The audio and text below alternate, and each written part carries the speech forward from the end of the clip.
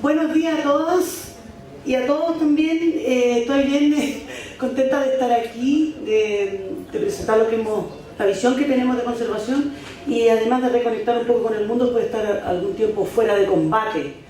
Parto con el contexto que nos dejó el presentador anterior, que son las áreas prioritarias y que él mostró muy bellamente de la industria outdoor. Uno de sus pilares es la conservación y stewardship. Hasta ahora yo no he encontrado traducción para stewardship, pero quiero meterme específicamente en aquel pilar y mostrar y detenerme un poco por cómo se conectan ordenadamente estas cosas, partiendo por definir y mostrando lo que es biodiversidad. Me he dado cuenta a lo largo de todos los años de trabajo que mucha gente habla de conservación, mucha gente habla de biodiversidad, pero muy poca realmente sabe. Bueno, la biodiversidad se refiere a la variedad y la variabilidad de la vida.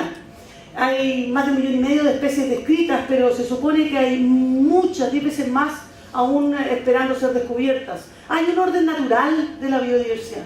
Se empaqueta de una manera especial a distintos niveles. El nivel de ecosistemas, que es el que nosotros vemos en distintas partes, contienen estos ecosistemas y están conformados por distintas especies, poblaciones. Algunas de ellas las vemos, como esta. La gran mayoría no tenemos idea cuáles son.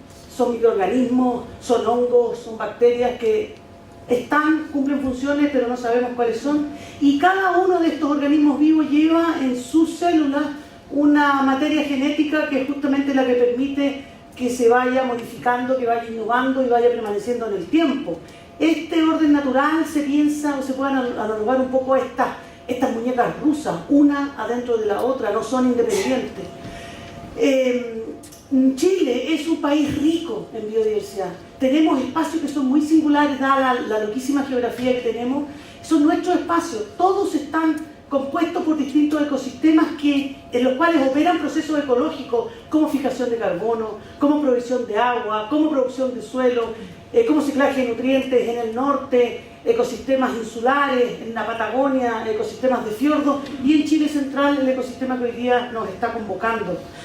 ¿Qué es lo que me dijo que era la biodiversidad? ¿Qué es la biodiversidad? Es un montón de cosas entonces. Es mucho más que un listado de animales en una línea de base o de plantas, que es lo que normalmente se ve, sino que también un montón de otras especies que no se ven prácticamente nunca, como hongos, microorganismos, los genes que cada uno tiene y las cosas que cada una de estas cuestiones hace por separado, pero especialmente en conjunto, los ecosistemas que ellas forman y especialmente los procesos ecológicos y evolutivos que las originan y que las sustentan. La biodiversidad es una majamama de cosas, es un enredo, es una complejidad muy difícil de abordar y yo creo que es parte de por qué ha permanecido invisible. La biodiversidad no es una cosa que está fuera de nosotros los humanos, nosotros somos parte de los sistemas naturales y de hecho conformamos un único sistema, que son estos sistemas socioecológicos, nos guste o no nos guste. Todo lo que nosotros necesitamos para nuestro bienestar, todo proviene directa o indirectamente de natura. El concepto que se acuñó hace un poco más de 10 años para hacer esta conexión son los servicios ecosistémicos y se dividen en 4 grandes grupos. El servicio de aprovisionamiento, donde uno de los más relevantes es el agua. Nosotros podemos tener 258 millones de embalses, pero si no tenemos una biodiversidad sana en esos ecosistemas, esos embalses van a permanecer vacíos. Fibras, materias primas, procesos regulatorios, por ejemplo la regulación de inundaciones, que es un proceso extremadamente importante en los escenarios de cambio climático, donde cada vez con más frecuencia en países como el nuestro van a haber eventos singulares cada cierto tiempo que van a sobrepasar todo lo que nosotros conocemos. Es la biodiversidad de los ecosistemas la que va a proveer ciertos buffer o resguardo frente a alguno de estos problemas. Almacenaje de carbono, control de temperatura, eso especialmente en ciudades, en megaciudades como la nuestra. Y también servicios culturales, que viene muy bien en este seminario, porque dentro de ellos se han mencionado ya en la mañana y todo gira en torno a lo que es recreación o como la industria de autor, pero también servicios como la educación, servicios espirituales, y lo más básico que entrega la biodiversidad son los servicios de soporte. Todo lo que nosotros comemos, todo lo que respiramos, la producción de suelo, el ciclaje de nutrientes, ocurre única y exclusivamente porque hay biodiversidad. Nos damos cuenta cuando existe, desgraciadamente, en los momentos en que la perdemos. Entonces existe un orden natural que está asociado al orden natural de la biodiversidad y que se ve muy claramente reflejado en los objetivos de desarrollo que hoy día el mundo entero está abrazando, incluyendo gran parte de las instituciones que están hoy día aquí representadas, el Estado, la industria privada, las ONGs que yo represento. Esto se muestra normalmente como en una situación plana, numerados del 1 al 17. Sin embargo, este orden natural nos mandata o reconoce que en la base de todos los objetivos que nosotros necesitamos desplegar para poder mejorar las condiciones de vida de la humanidad está el cuidado y el stewardship de la biosfera, donde está la conservación de la biodiversidad marina, la conservación de la biodiversidad terrestre, la producción de agua limpia y ciertamente el control sobre el clima. Sobre eso se asientan el resto de los objetivos ligados en primer lugar a la sociedad, temas de educación, temas de provisionamiento de infraestructura, de derechos, etc. Y sobre eso se asienta la economía. Por lo tanto, si nosotros estamos aspirando a pensar en sustentabilidad, tenemos que invertir y preocuparnos de esta base, su fundación. Si no lo hacemos, empezamos a construir la casa por el techo. Hay una conexión ecológica y evolutiva entre todos los seres vivos que están en la naturaleza.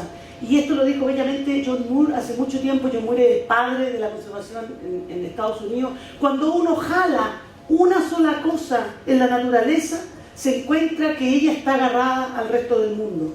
Y yo agrego especialmente al mundo del futuro. Y esto ocurre para bien o para mal. ¿Por qué? ¿Por qué digo para bien o para mal? Porque uno de los problemas más grandes que enfrenta la humanidad hoy día es justamente la pérdida de biodiversidad.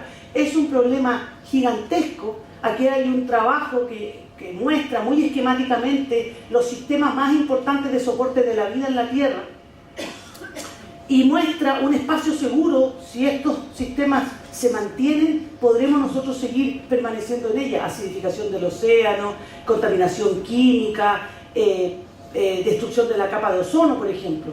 Si nos salimos de este espacio seguro, nuestra persistencia o posibilidad de permanencia como humanidad empieza a guatear. El cambio climático es uno que ha salido, los ciclajes de nutrientes o el aporte de nutrientes con la contaminación de agua, pero por lejos el elemento, el proceso que sobrepasa hoy día todos los límites conocidos en toda la historia, no de la humanidad, sino del planeta Tierra, es la pérdida de biodiversidad. Por lo tanto, esto es una de las cosas que tiene que llamar nuestra atención. Se han identificado y se le ha puesto el nombre de jinetes del apocalipsis a aquellos factores que impactan mayoritariamente la pérdida de biodiversidad, la destrucción del hábitat, la invasión de especies, la sobreexplotación de recursos, efectos tróficos o efectos en cascada, y últimamente se ha agregado el cambio climático. Chile Central, donde nosotros estamos asentados, es parte de uno de los 35 ecosistemas del mundo que tienen mayor valor de conservación. Y eso ocurre porque Chile Central es parte de los ecosistemas mediterráneos. El originario, donde se nombró aquel sistema en la cuenca del Mediterráneo, es donde prácticamente floreció toda la cultura occidental como la conocemos hoy día. Estos son pequeños territorios, hoy día están cada vez más restringidos, pero que cubren y tienen una alta concentración de biodiversidad. La mitad de las plantas se encuentran en estas pequeñas porciones de estos territorios y se encuentran a la vez muy amenazados. En el caso de Chile, me fui para atrás, para adelante. Bueno, en el caso de Chile, este es un trabajo que se hizo hace unos pocos años, en el cual se muestra que este es el ecosistema mediterráneo de Chile. La mayor parte de la población se encuentra aquí. La mayor parte de la actividad agrícola se encuentra en esta zona, concentra más de la mitad de las especies de plantas que existen en nuestro país y muy poca superficie de esta zona se encuentra hoy protegida. Es una, de hecho, de las áreas que tiene menor protección en todo nuestro país. Esto deriva en una pérdida significativa de ecosistemas con las especies y con los genes que conforman esas especies. Si acercamos aún más el zoom y nos posicionamos en el territorio específico de la cordillera, nos damos cuenta que la biodiversidad es lo que es siempre, es compleja. Vemos aquí que tenemos distintos ecosistemas submontanos, montanos, están representados con distintas especies que cambian a medida que nosotros vamos subiendo en altura, y que están representados o están dominados por especies muy atractivas, algunas como el cóndor, algunas menos visibles, pero lo que quiero mostrar aquí es que la biodiversidad de la cordillera que hoy día nos convoca es, al igual que toda la biodiversidad en todas partes, es compleja, no es una cosa simple. Y eso, en un mundo dominado por una visión como el nuestro, que es bastante tiende a homogenizar, ingenieril, cuesta aprender a lidiar con lo que es biodiversidad. La cordillera o la biodiversidad de la cordillera es vital para nosotros en muchos sentidos. Más de un 30% de toda la flora que existe en esta región se encuentra aquí. Es una porción muy significativa de este ecosistema mediterráneo y provee servicios que son extremadamente relevantes. Aquí una vega, un afloramiento de agua. Es además una biodiversidad, como todos los chilenos, bastante discreta. Aquí se presentan algunos ecosistemas que no están distribuidos homogéneamente, pero que son extremadamente relevantes, como por ejemplo las vegas y los bufedales, que son espacios donde se producen procesos relevantes para la conservación, como por ejemplo la reproducción. Esto, no sé cuántos de ustedes lo habrán visto, todas las veces que han subido a la montaña, son huevos de un anfibio muy común en la zona, el sapo espinoso. Los anfibios en Chile son un grupo que tiene alto nivel de endemismo, solo existen en esta parte del mundo y son excelentes indicadores de problemas ambientales. De hecho, y por lo mismo, están siendo súper amenazados y están desapareciendo a tasas extremadamente fuertes por los efectos del cambio climático. La biodiversidad es bella, es uno de los componentes más importantes que da vida y que da color y que atrae a los visitantes en los distintos espacios donde ella se encuentra. Chile, yo estoy hablando de la zona central, pero en un recorrido mental desde Viviri a Cabo de Hornos, en cada uno de esos lugares hay una biodiversidad exquisita, exclusiva y hermosa. Pero a la vez, por estar en este hotspot de biodiversidad, está altamente degradado.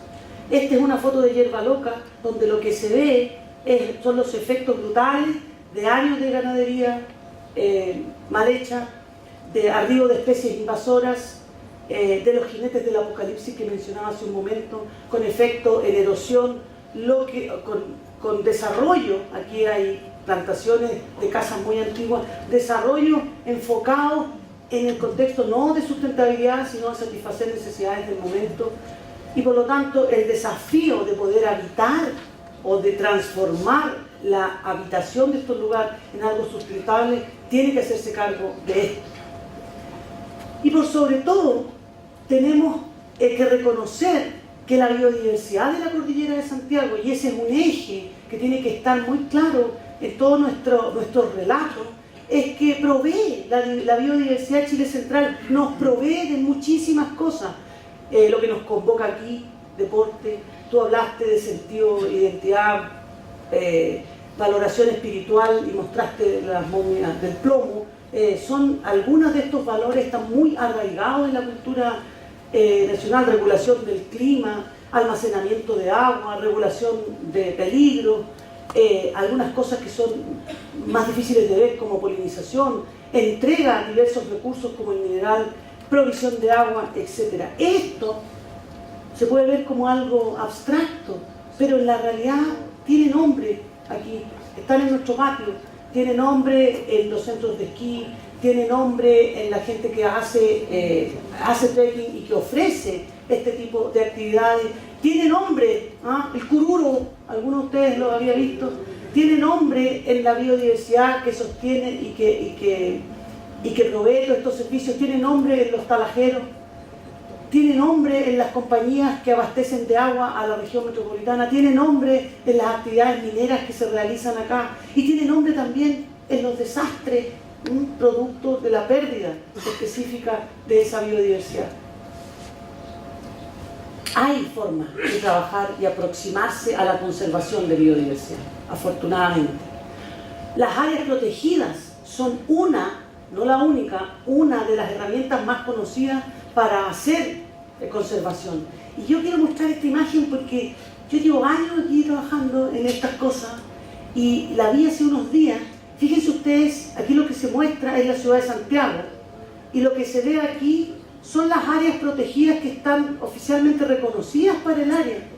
Es gigantesca la cantidad de áreas protegidas que están acá y por lo tanto igualmente enorme la oportunidad de trabajar y desarrollar actividades al alero de estas áreas protegidas, manteniendo la provisión y la entrega de esta biodiversidad al grupo humano más numeroso que existe en nuestro país, que es la gente que vive en Santiago. Yo lo veo, esto lo encuentro impactante. Los invito a que ocupen esta imagen en cualquier momento.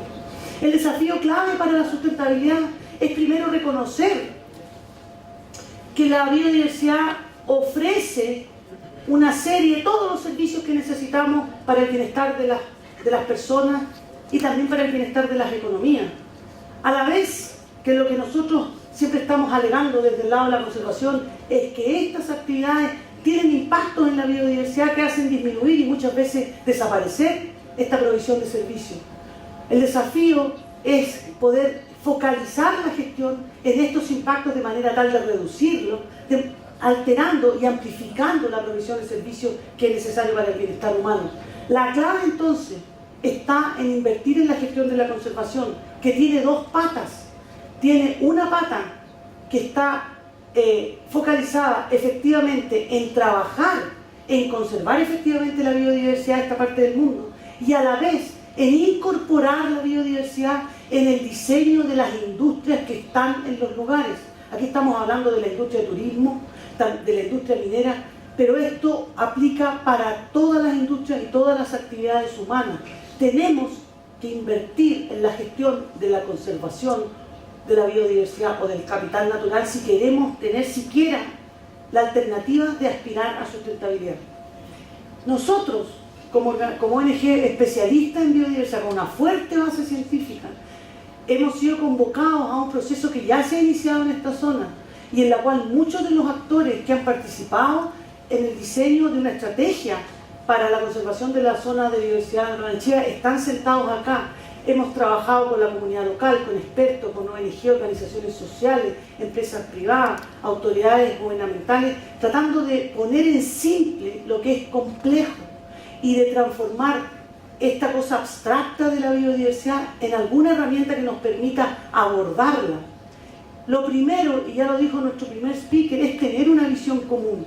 Esa visión común es esta que comparto aquí, que ha sido construida por todos estos actores que están en la parte de atrás de esta imagen.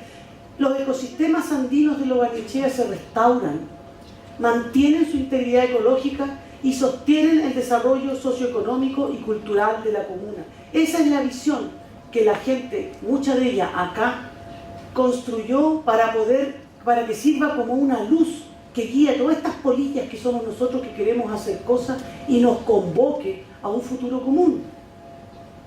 El Plan Estratégico de Conservación de Montaña de la Región Metropolitana ha sido destilado y se ha focalizado en unos pocos blancos de conservación para poder hacerlo factible.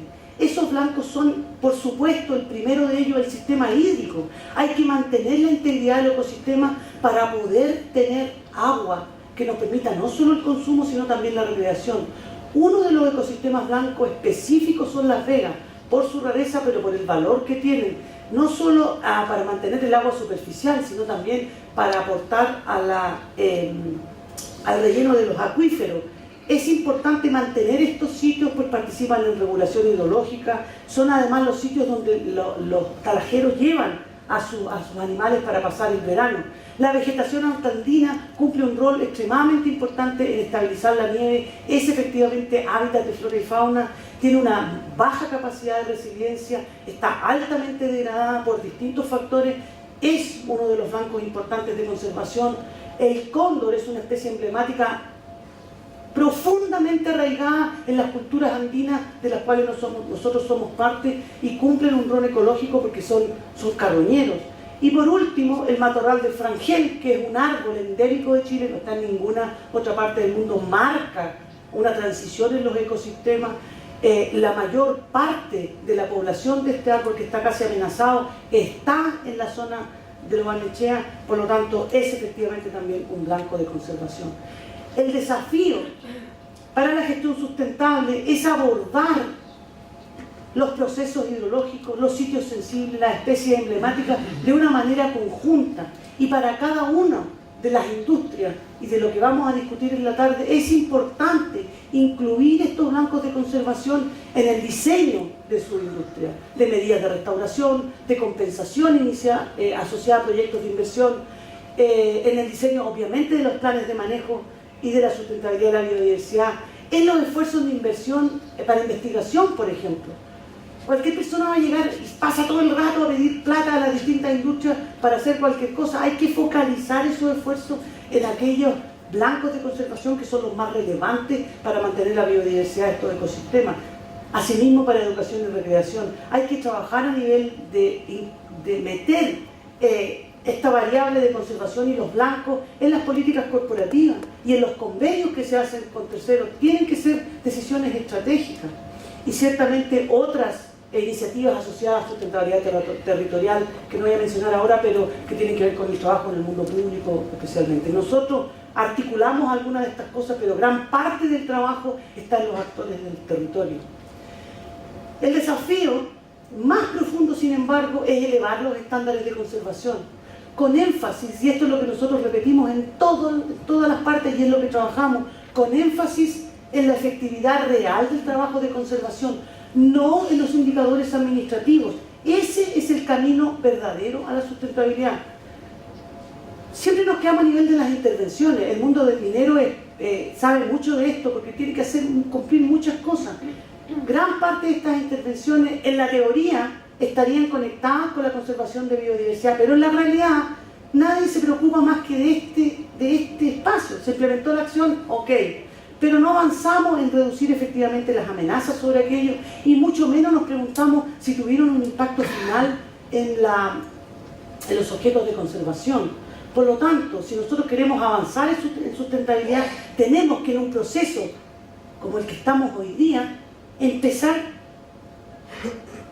a pensar de esta manera, pensar más allá del discurso, sino que pensar en la acción, pensar más allá de la acción disgregada, pensar en la acción mancomunada, y más allá de las iniciativas individuales, en las sinergias, en los espacios de confluencia que nos permitan efectivamente lograr conservar la biodiversidad que nos sustenta.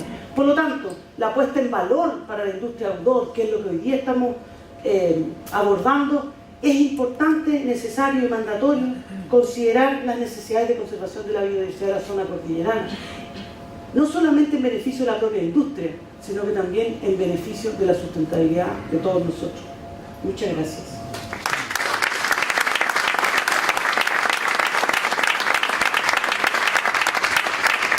Muchas gracias, Bárbara. Tenemos tiempo para 3 preguntas, así que les pedimos que levanten la mano y les entregaremos el micrófono. Si no hay preguntas... Una pregunta, por favor, Ariste. Ariste Brandt tiene una pregunta para Bárbara.